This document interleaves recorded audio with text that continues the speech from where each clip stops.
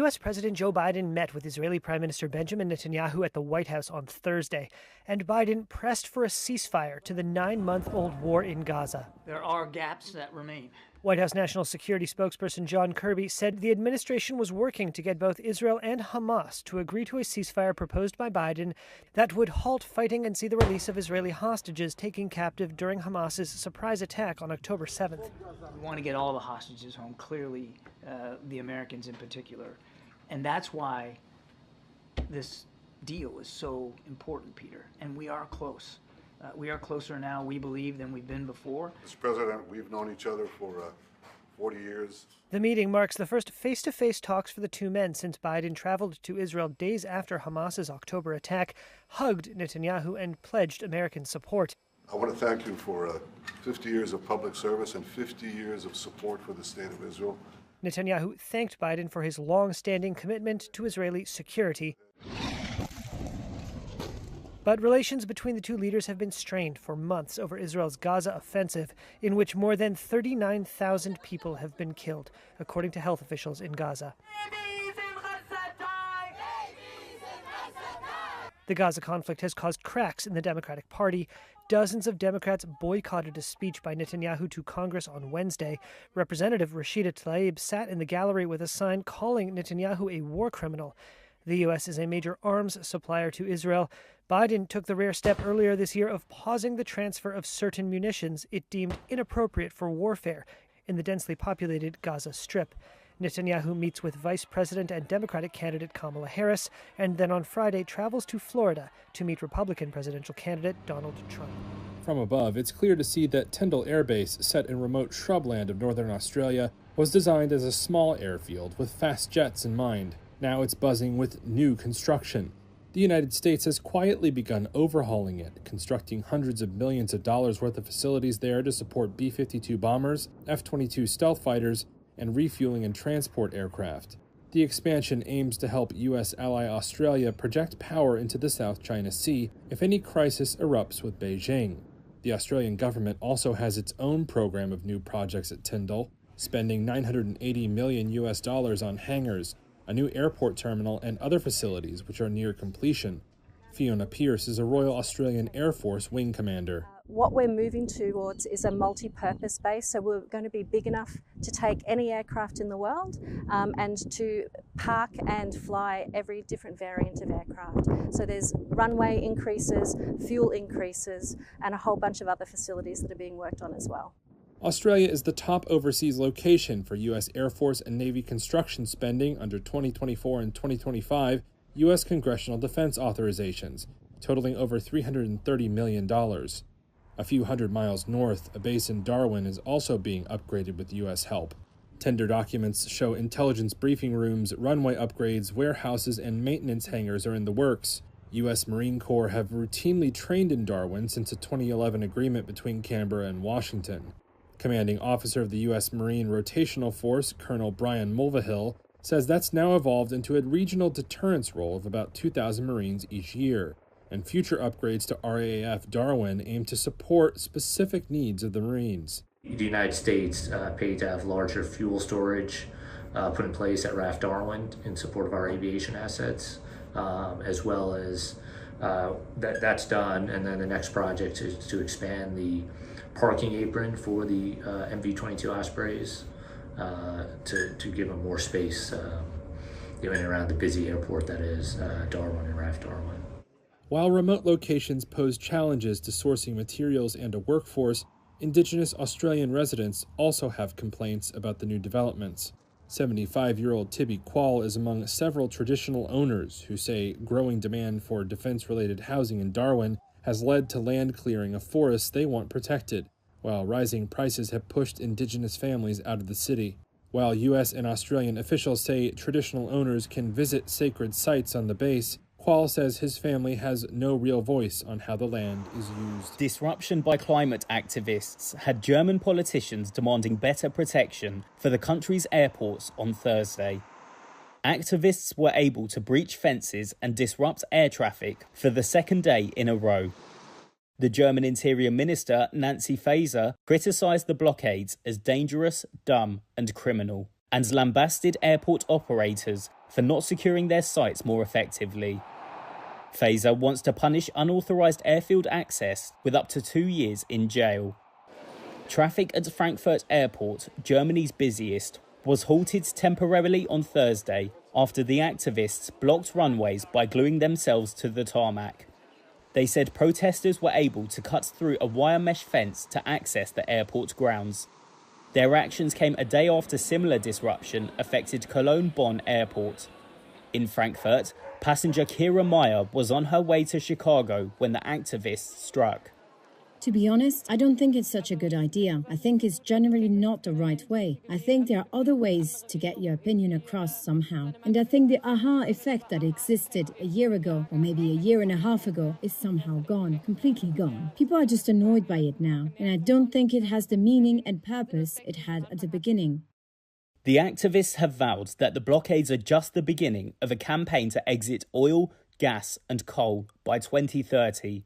They have listed several countries across Europe and North America where disruptions are planned in the coming weeks. Similar actions had been attempted at other European airports, including London, Vienna, Oslo and Zurich, but they had been foiled by authorities. Fraport, the operator responsible for external protection, says there are more than 18 miles of regularly patrolled fencing at Frankfurt Airport, secured by technical systems. A source said Germany's Interior Ministry considers current protection standards insufficient, with a need for more resistant fences and modern signal and video systems. The source added that the ministry is coordinating better with the federal states on regulation to better protect German airports.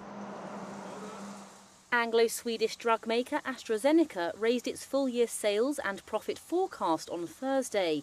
That's after beating analyst expectations for its second quarter revenue, thanks to strong demand for its cancer, rare disease and heart disease medicines. Sales in oncology, AstraZeneca's top business, grew almost 20% to over $5.3 billion. And its divisions for rare disease, heart and kidney disease also raked in double-digit growth.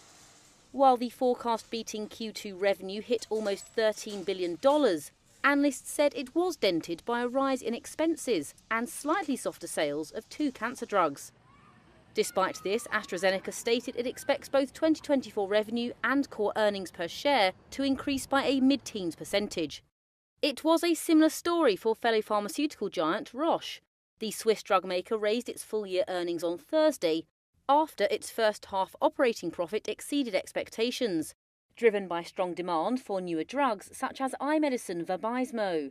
Revenue for this drug, which is used to treat a common form of blindness in elderly people, nearly doubled, beating estimates. Roche expects growth in adjusted earnings in the, quote, high single-digit range. Shares were up in afternoon trading, having hit a near one-year high earlier in the day. Venezuela's presidential candidates made their final appeals to voters ahead of the country's election Sunday. President Nicolas Maduro, who has been in the job since 2013, is running for a third term. The 61-year-old who succeeded Hugo Chavez is confident he is still the right man to lead the OPEC country that has been governed by the socialists for a quarter of a century. His challenger is Edmundo Gonzalez, a 74-year-old former diplomat who has attracted significant support, drawing crowds of thousands. He was almost an unknown when he became the opposition alliance's last-minute candidate after Maria Corina Machado, the winner of its October primary, was barred from public office over alleged fraud which she denies. She has backed Gonzalez and has appeared at his side at several stops on the campaign trail. Maduro has loosened currency controls and curbed once sky-high inflation, but the economy remains stymied by a fall in oil income and enduring sanctions. He has warned of a, quote, bloodbath if the opposition wins, and has promised a new period of growth that will mean the economy will no longer depend on oil income. Gonzalez has appealed to Venezuelan voters' emotions, telling supporters that a change in government could motivate some of the more than 7.7 million migrants who have left the country to return. Gonzalez said Thursday he trusts the country's military will respect the will of the people. But other members of the opposition and some independent observers have questioned whether the vote will be fair, saying decisions by electoral authorities and the arrests of some opposition campaign staff are meant to create obstacles. Maduro has said the country has the world's most transparent electoral system. The United States and others have dismissed the 2018 re-election of Maduro as a sham. The U.S. urged Maduro's government to ensure that Sunday's election is competitive and inclusive. The U.S. economy grew faster than expected in the second quarter, while inflation subsided. That's according to data from the U.S. Commerce Department on Thursday, which said gross domestic product increased at an annualized rate of 2.8% last quarter. It's higher than the average estimate of 2% from economists polled by Reuters, and double the 1.4% growth in the first quarter. Meanwhile, a key measure of inflation, called the Personal Consumption Expenditures, or PCE price index, rose 2.9%, down from 3.7% in the prior quarter. The steady growth and abating price pressures are likely welcome news for Federal Reserve officials ahead of their two-day policy meeting next week. The Fed aggressively raised interest rates since 2022 to curb inflation, a move some feared could tip the economy into recession. Despite the solid economic growth, the outlook for the second half of the year is hazy. Nonetheless, a recession is not expected, with monetary policy easing anticipated this year.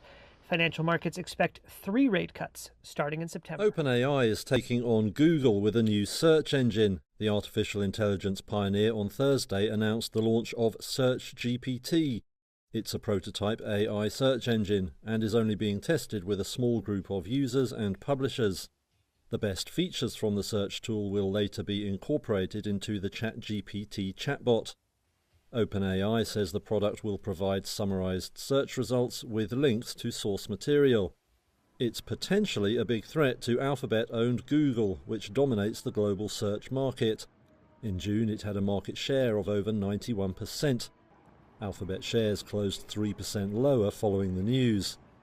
But the move could also put OpenAI on collision course with its own big backer, Microsoft, which operates the Bing search engine. The Windows maker has already adopted OpenAI tech for use by Bing. Meanwhile, Google recently rolled out AI-powered summaries.